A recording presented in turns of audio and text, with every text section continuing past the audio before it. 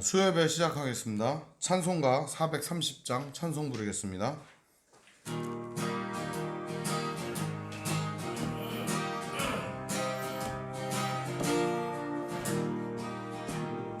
주와 같이 길 가는 것 즐거운 일 아닌가.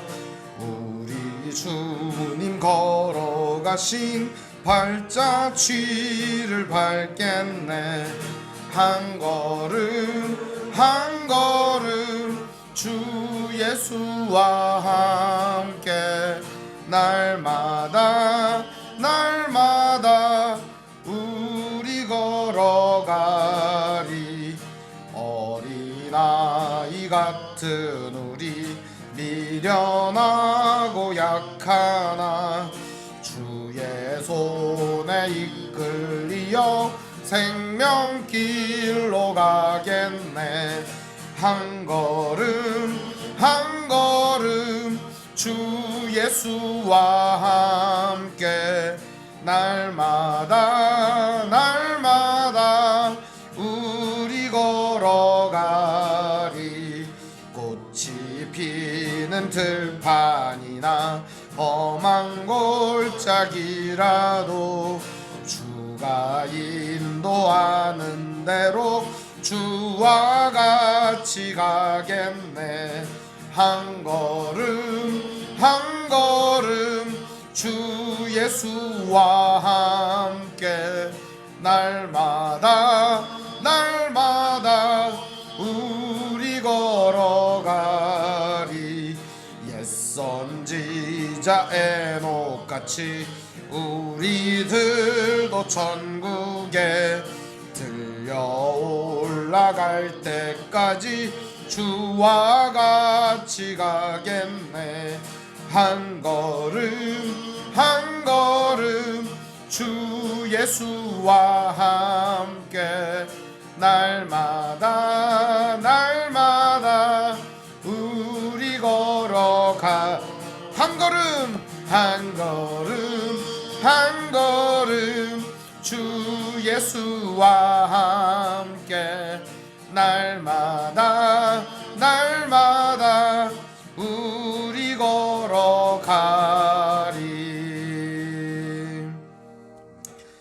기도하겠습니다. 하나님 아버지 감사합니다. 오늘도 3일 밤 아버지 하나님 앞에 예배하며 말씀 나눌 수 있도록 인도해 주시니 감사합니다.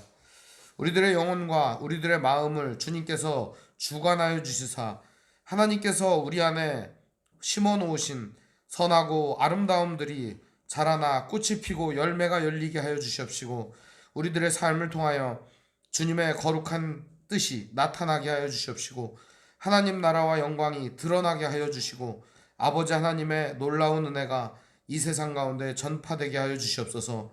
이 일을 위하여 우리를 불러주시고 우리를 세우셨사오니 아버지 하나님의 뜻 가운데 날마다 걸어갈 수 있도록 인도해 주시옵소서. 우리 주 예수님의 이름으로 기도합니다. 아멘. 오늘 말씀은 마태복음 4장 18절부터 22절까지의 말씀을 보겠습니다. 마태복음 4장 18절부터 22절까지의 말씀을 보겠습니다.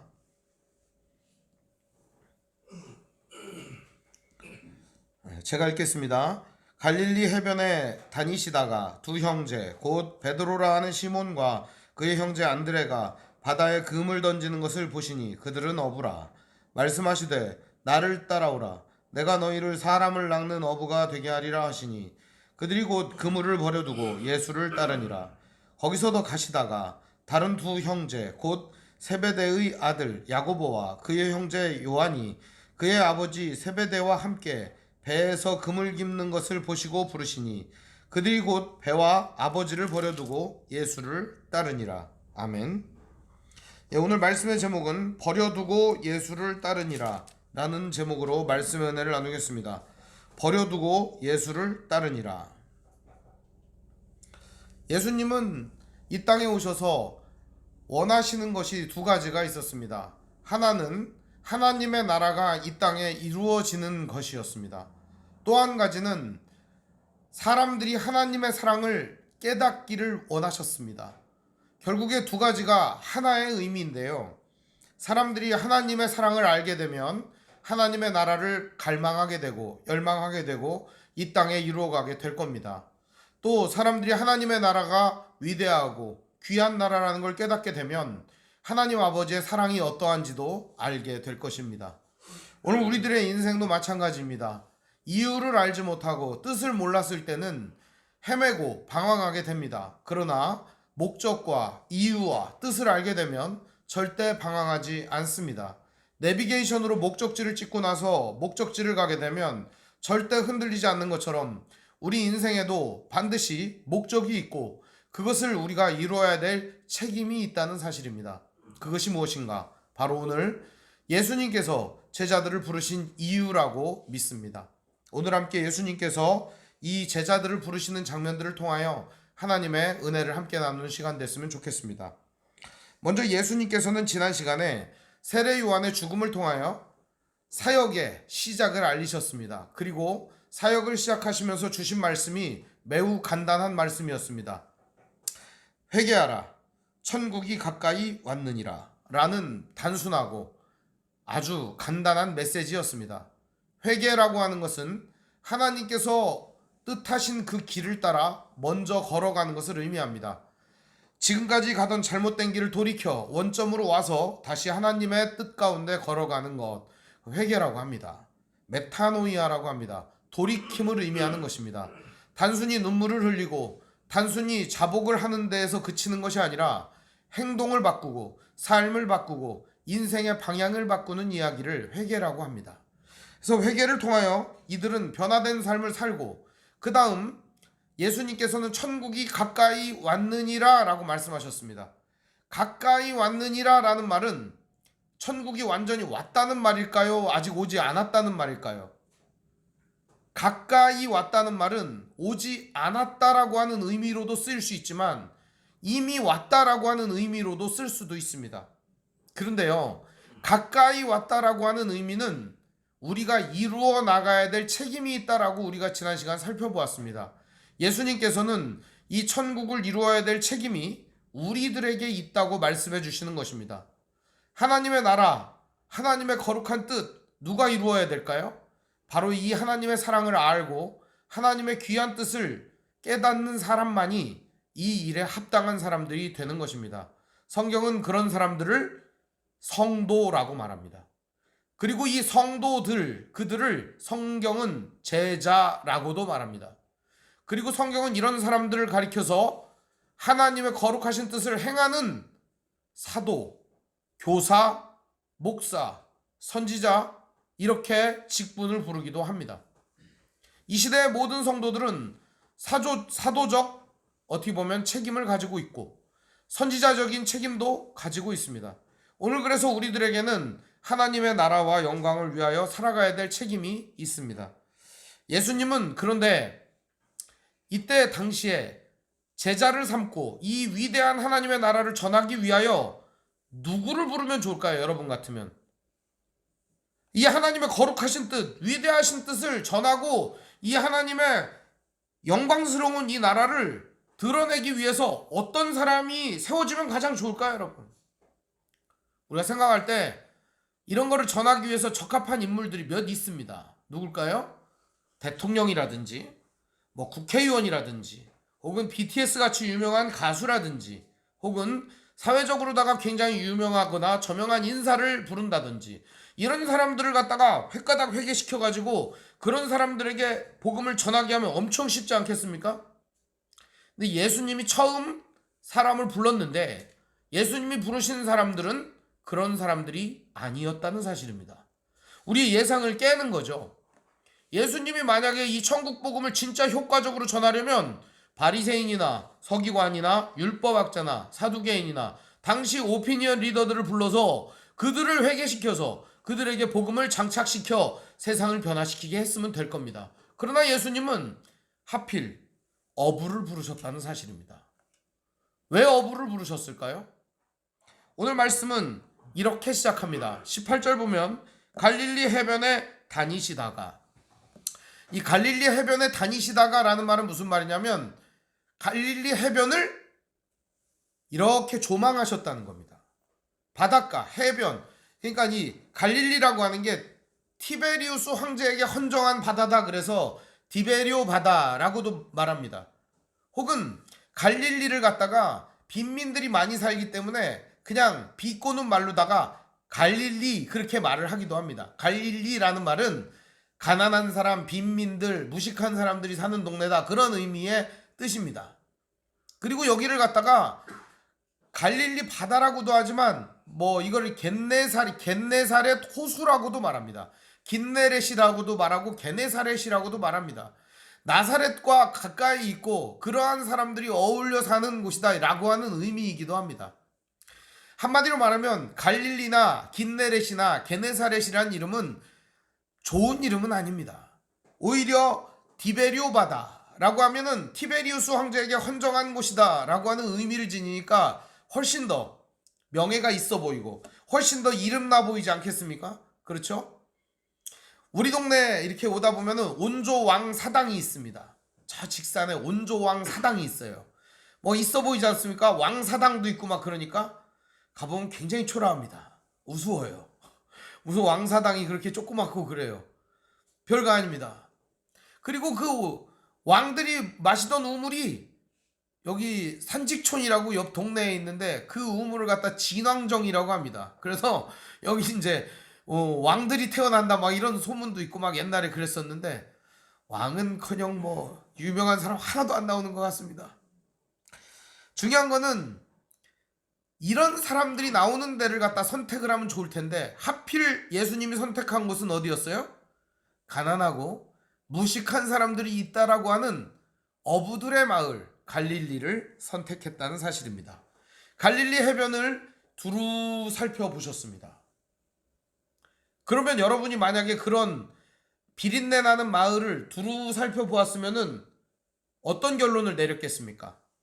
만일 저라면 별 볼 일 없네 그러고 그냥 다른 데로 발길을 옮겼을 겁니다. 근데 예수님은요 발길을 옮기지 않습니다. 두루 보시다가 어떻게 합니까? 두 형제를 부릅니다.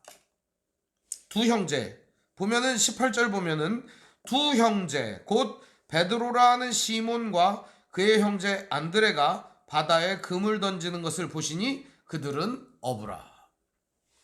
이 형제가 바다에다 그물을 던지는 걸 보았습니다. 거기서 무엇을 보셨을까요? 예수님은 이 형제의 능력의 탁월함을 보았을까요? 아니면은 그물을 잘 던지는 것을 보았을까요? 그물 던지는 걸 봤습니다. 그러면 이 그물을 끌어당기고 그 고기를 잡는 모습도 보셨지 않겠습니까?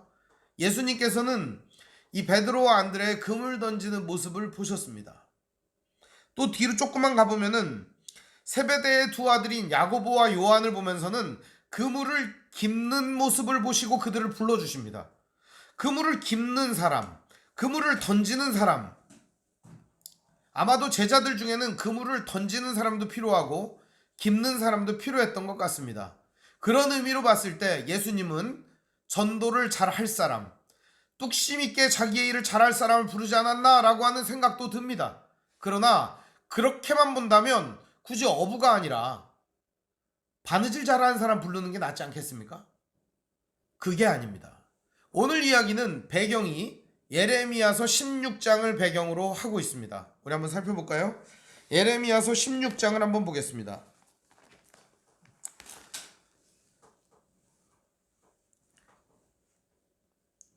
예레미야서 16장 16절부터 18절 말씀을 보겠습니다. 제가 가진 성경은 구약성경 1076쪽입니다. 예레미야 16장 16절부터 18절입니다. 제가 읽겠습니다. 여호와의 말씀이니라. 보라, 내가 많은 어부를 불러다가 그들을 낫게 하며 그 후에 많은 포수를 불러다가 그들을 모든 산과 모든 언덕과 바위 틈에서 사냥하게 하리니 이는 내 눈이 그들의 행위를 살펴보므로 그들이 내 얼굴 앞에서 숨기지 못하며 그들의 죄악이 내 목전에서 숨겨지지 못함이라. 내가 우선 그들의 악과 죄를 배나 갚을 것은 그들이 그 미운 물건의 시체로 내 땅을 더럽히며 그들의 가증한 것으로 내 기업에 가득하게 하였음이라.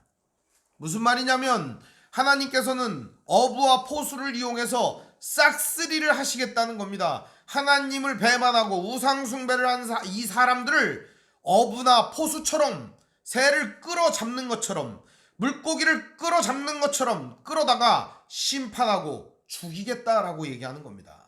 되게 무서운 얘기입니다. 이 얘기가. 그럼 이들의 죄가 뭐였는가? 16장 1절을 가보세요. 이들의 죄가 나옵니다. 여호와의 말씀이 또 내게 임하여 이르시되 너는 이 땅에서 아내를 맞이하지 말며 자녀를 두지 말지어다. 왜 그랬냐면 이 땅에서 아내를 두고 자녀를 낳는 것은 죄악을 계속 행하고 그 죄악된 사람들을 계속 씨를 퍼뜨리는 행위였기 때문에 그렇습니다. 어차피 심판받을 땅이기 때문에 결혼이나 자녀를 낳는 게 의미가 없다는 뜻이에요. 이곳에서 낳은 자녀와 이 땅에서 그들을 해산한 어머니와 그들을 낳은 아버지에 대하여 여호와께서 이와 같이 말씀하시오니 그들은 독한 병으로 죽어도 아무도 슬퍼하지 않을 것이다. 왜 이들이 독한 병으로 죽느냐? 전염병이 돌아서 죽어버리는 거예요. 아무도 슬퍼할 사람이 없다는 것은 장례를 치러줄 사람이 없다는 뜻입니다. 죽어서 장례를 치러줄 사람도 없다는 거예요. 그러면서 어떻게 해요? 묻어주지 않아 지면의 분토와 같을 것이며 칼과 기근에 망하고 그 시체는 공중의 새와 땅의 짐승의 밥이 되리라. 이스라엘에서 가장 수치스러운 죽음이 뭔 줄 압니까? 바로 짐승의 밥이 되는 게 가장 수치스러운 죽음입니다. 나무에 걸어 놓아가지고 새들이 쪼아먹는 그 죽음 말입니다. 가장 수치스럽게 여기는 죽음이었습니다. 그런 수치스러운 죽음을 맞이한다라고 하는 의미입니다. 여호와께서 이와 같이 말씀하시되 조상집에 들어가지 말라. 가서 통곡하지 말며 그들을 위하여 애곡하지 말라. 내가 이 백성에게서 나의 평강을 빼앗으며 인자와 사랑을 제함이라. 여호와의 말씀이니라. 뭐를 없애버린다 그랬어요? 나의 평강, 하나님의 평강, 인자, 사랑, 이걸 어떻게 한대요? 제하여 버리겠다는 겁니다.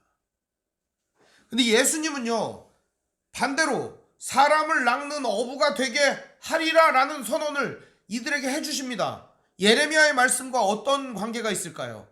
여기서는 심판을 선언하는 겁니다.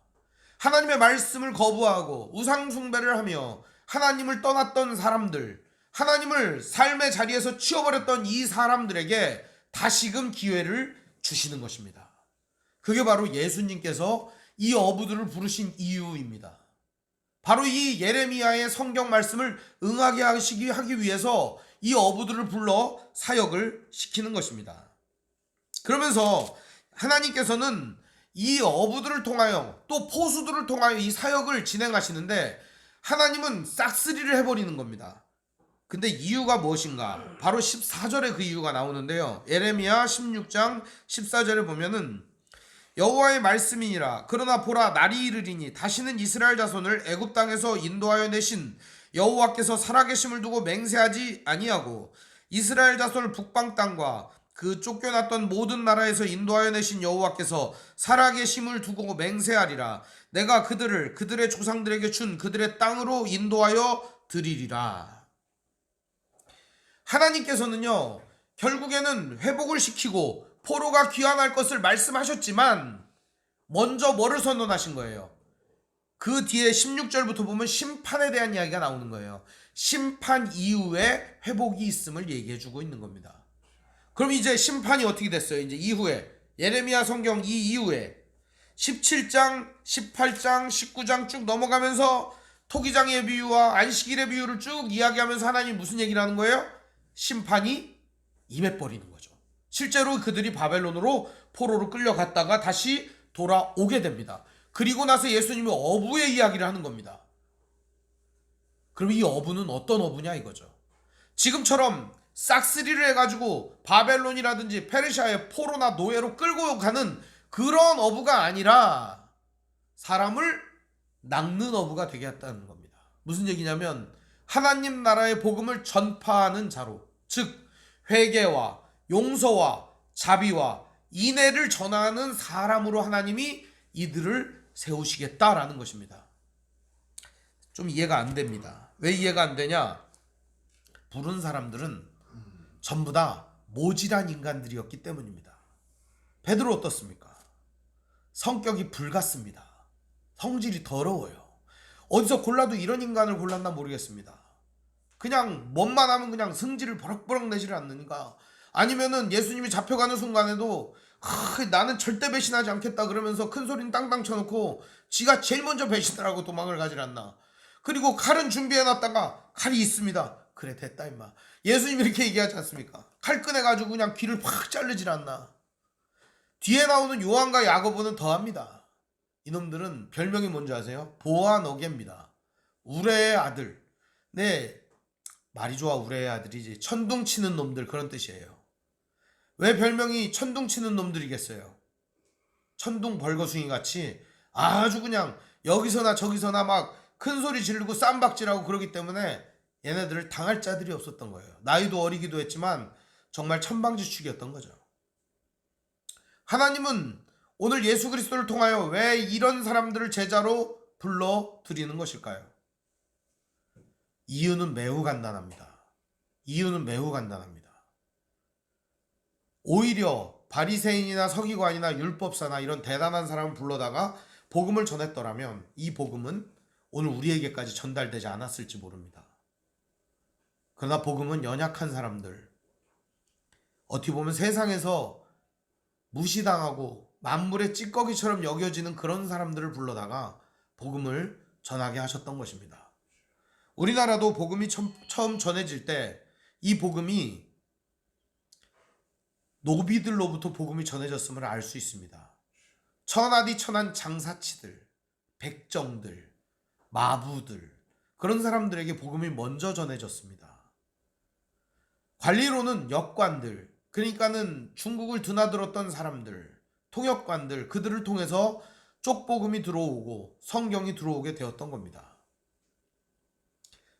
어쩌면 하나님께서는 연약한 자를 들어서 하나님의 복음을 전하시기를 기뻐하시는 일이 맞는 것 같습니다. 왜 그렇게 하시는가 하는 겁니다. 왜 그렇게 하시는가? 오늘 말씀에 답이 있습니다. 오늘 말씀에 보면 이들이 바다에 금을 던지는 것을 보시니 그들은 어부다 이렇게 얘기했습니다. 직업이 뭐예요? 어부입니다. 고기 잡는 게 업이에요. 그런데 이들에게 말합니다. 말씀하시되 나를 따라오라. 내가 너희를 사람을 낚는 어부가 되게 하리라 하시니 사람을 낚는 건 어부예요? 아니면은 다른 거예요? 다른 겁니다. 어부가 아니에요. 이 사람을 낚는 어부라고 이렇게 돼 있지만 사실은 어부가 아니에요. 어부는 뭐 하는 사람이에요? 고기 잡는 사람이 어부예요. 그러면 사람을 낚는 사람을 뭐라고 그래요? 인부겠네요. 인부. 그죠? 어부가 아니고 인부. 그죠? 사람을 낚는 거니까. 어부는 고기 낚는 거고 사람을 낚는 사람으로 세우겠다라는 겁니다. 예수님께서 어부들에게 사람을 낚게 하는 이유는 이들이 가지고 있는 어부라고 하는 직업을 버리게 하셨던 겁니다. 한마디로 말하면 더 이상 금을 필요 없이 사람을 낚게 하겠다는 뜻입니다. 여기 보시면은 20절 그들이 곧 그물을 버려두고 예수를 따르니라. 어부에게 있어서 그물은 생계수단이고 가장 중요한 것이었습니다. 그러나 그들은 그물을 버리고 예수님을 따랐습니다. 뭘 이해했기 때문에 예수님을 따랐을까요? 이들은 사람을 낚는 어부가 무엇인 줄 이해하고 따랐을까요? 생계도 확실치 않고 그렇다고 해서 이들에게 무언가 사명의식도 있는 것도 아니고 뭔가 대단한 부귀와 명예가 주어지는 일도 아닌데 왜 예수님을 맹목적으로 따랐는가 하는 것입니다. 예수님은 이들에게 나를 따라오라 라고 말씀하시고 내가 너희를 사람을 낚는 어부가 되게 하리라 라고 얘기했습니다. 예수님은 두 가지를 이들에게 제시하셨습니다. 첫째는 따라오라는 것. 그 다음은 사람을 낚는 어부가 되게 하겠다는 것. 한마디로 얘기하면 예수님께서 전하시는 천국 복음, 그것에 합당한 사람들, 그들을 모으는 사도들로 세우시겠다라고 하는 이야기를 하신 것입니다. 그리고 나서 거기서 더 가시다가 다른 두 형제 곧 세베대의 아들 야고보와 그의 형제 요한이 그의 아버지의 세베대와 함께 배에서 그물 깁는 것을 보시고 부르시니 이렇게 되어 있습니다. 아버지와 함께 그물을 깁고 있었습니다. 세베대는요 당시 선단을 보유하고 있는 부잣집이었습니다. 베드로하고 이 안드레는 가난한 집이었어요. 그냥 이렇게 그물 깁고 이제 그물 던지고 쪽배에서 이렇게 임대를 해서 배를 고기를 잡는 사람이었고, 이 세베대는 당시 지역에서 굉장히 유명한 사람이었습니다. 이름이 등장을 하잖아요. 그죠? 세베대. 그죠? 베드로의 아버지는 요나라고 나오긴 하지만 여기서는 베드로의 아버지가 그렇게 유명하지는 않습니다. 세베대의 아들 요한과 야고보, 반드시 그렇게 얘기하지 않습니까? 당시에 세베대는 어부들 사이에 매우 유명한 사람, 즉 부잣집이었던 것 같습니다. 그래서 세베대의 아들이다 이렇게 얘기를 하고 있습니다. 야고보와 그 형제 요한은 예수님을 따라갑니다. 똑같이. 어떻게 따라가냐? 배에서 그물 깁는 걸 보고 예수님이 똑같이 부르십니다. 그랬더니 그들이 곧 배와 아버지를 버려두고 예수를 따르니라 이렇게 되어 있습니다. 뭐를 버렸어요? 배 버리고요. 아버지도 버렸습니다. 그럼 이 버려두고가 뭔가 여러분? 버려두고가 뭘까요? 버려두고라는 말이 아피에미라는 말입니다. 근데 이 말이 무슨 말이냐? 버려두고라는 말이 내버려둔다라고 하는 의미도 있지만 울부짖으며라고 하는 의미도 있습니다. 혹은 끊어버리며라고 하는 의미도 있습니다. 혹은 눈물을 참으며라고 하는 의미도 들어 있습니다. 오늘 우리가 주님을 따른다고 하는 것은 바로 과거의 삶을 끊어버리는 것을 의미하는 것입니다. 그리고 과거의 삶을 단절하는 것을 의미하는 것입니다. 또 한 가지는 눈물을 머금고 그것을 잘라내는 것을 의미하는 것입니다. 그럼 여기에서 매우 중요한 세 가지가 나오네요. 베드로와 안드레는 무엇을 끊었어요? 그들은 그물을 버려두었습니다. 그물은 뭐예요? 생계였습니다. 이들의 직업이었습니다. 요한과 야고보는 무엇을 버렸습니까? 배. 배는 뭐예요? 상속할 유산이었습니다. 재산이었습니다. 아버지는 뭘까요? 이들에게 있어서 가장 큰 것이었습니다. 바로 세베대. 아버지 이름. 그리고 아버지가 보유한 재산, 유산. 이것을 다 버려두었다는 것입니다. 그럼 이들은 무엇을 쫓아 예수님을 따라갔겠는가 하는 것입니다. 예수님은 무엇을 쫓아갔을까요? 그리고 이들은 왜 그 예수님을 따라갔는가 하는 겁니다. 바로 이들에게는 하나님 나라의 가치가 있었다는 것입니다. 이들은 하나님 나라를 위하여 그것들을 버려두었다는 것입니다. 20절 말씀에 보면 그들이 곧 그물을 버려두고 예수를 따르니라. 22절 보면 그들이 곧 배와 아버지를 버려두고 예수를 따르니라 이렇게 되어 있습니다. 우리는 어디에 집중합니까? 버려두고. 버리는 일이 너무 어렵기 때문에 힘들어합니다. 예수를 따르니라는 어때요? 좋죠. 주와 같이 길 가는 것은 즐겁고 행복하고 좋은 길입니다. 그러나 이 예수님을 따르는 길에는 버려두고 떠나야 할 일이 많습니다. 눈물을 흘리며 참아내야 하는 것입니다. 우리의 가슴을 저미며 참아내야 하는 것입니다. 우리의 옷깃을 여미며 참아내야 하는 것입니다. 어쩌면 내게 있는 가장 소중한 그것들을 눈물을 머금고 잠시 내려두고 걸어가야 할 때도 있는 것입니다. 가슴이 아프죠. 가슴이 아픕니다. 주님께서는 우리에게 가족을 버려두어라 이렇게 말하지 않습니다. 버려두라는 말이 아닙니다. 오히려 그 가족들을 하나님 나라의 일꾼으로, 하나님 나라에 세워지는 하나님의 사람으로 세워가라는 이야기입니다. 역설적인 얘기입니다. 오히려 주님께서 오늘 우리에게 이런 명령을 똑같이 주셨다고 저는 믿습니다. 바로 사람을 낚는 어부가 되게 하리라 라는 얘기가 단순히 베드로, 요한, 야고보, 안드레에게 해당되는 이야기가 아니라 오늘 우리들에게 해당되는 이야기라고 믿습니다. 사랑하는 여러분, 우리 직업을 가지고 있죠. 그럼 이들은 직업을 버려두고 예수님을 쫓았습니다. 그럼 우리들은 가지고 있는 직업을 버려두고 예수님을 따라가야 할까요? 지금 이것에 대한 해석이 여러 가지가 있지만 한 가지로 해석을 하면 이겁니다. 우리의 직업, 그것이 가장 중요한 의미를 두는 데는 어디에 있습니까? 바로 우리의 직업을 통하여 하나님의 나라를 전하는 것입니다. 그것이 바로 주님이 오늘 우리에게 직업을 주신 의미입니다. 아버지와 배, 이것이 왜 필요한 것일까요? 바로 아버지를 통하여, 배를 통하여 하나님의 나라를 이루어 가는 것입니다. 그것이 버려두는 것입니다. 여기에는 많은 눈물이 필요합니다. 참아내는 게 필요합니다. 오늘 우리들의 인내심과 우리가 가지고 있는 모든 것에 한계점이 있을 것입니다. 그러나 하나님은 이 모든 것들을 통하여서 하나님의 선한 일들을 이루어 가실 것입니다.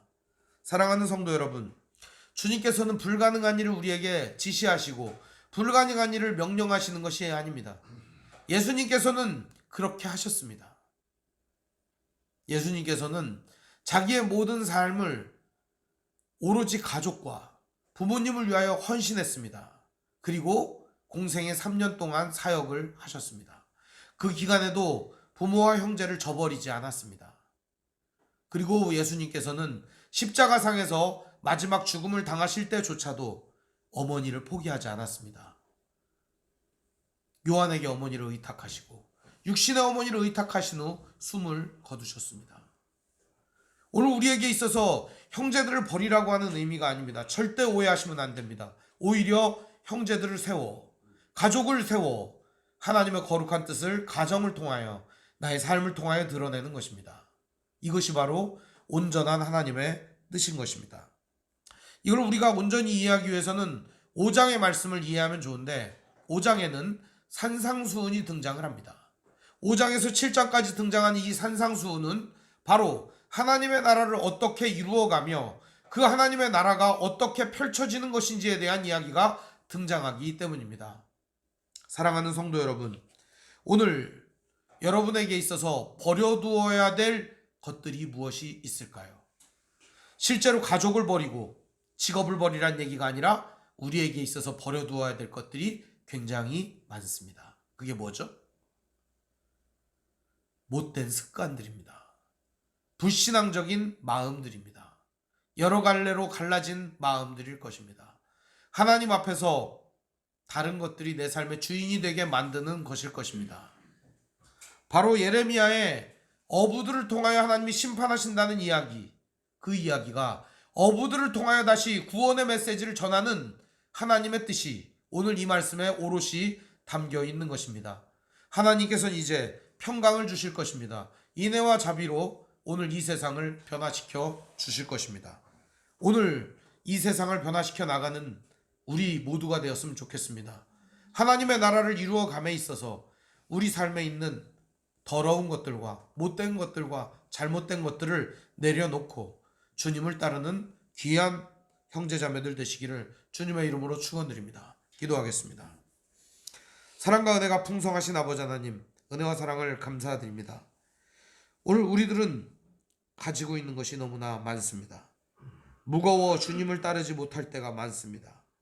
버려두고 예수님을 따라야 하는데 버려두어야 할 것들을 너무나도 움켜쥐고 버려두어야 할 것들을 보물인 양 착각하며 살 때가 많습니다. 오늘 주님을 따름에 있어서 우리의 연약함을 돌보아 주시옵시고 봐주시옵소서.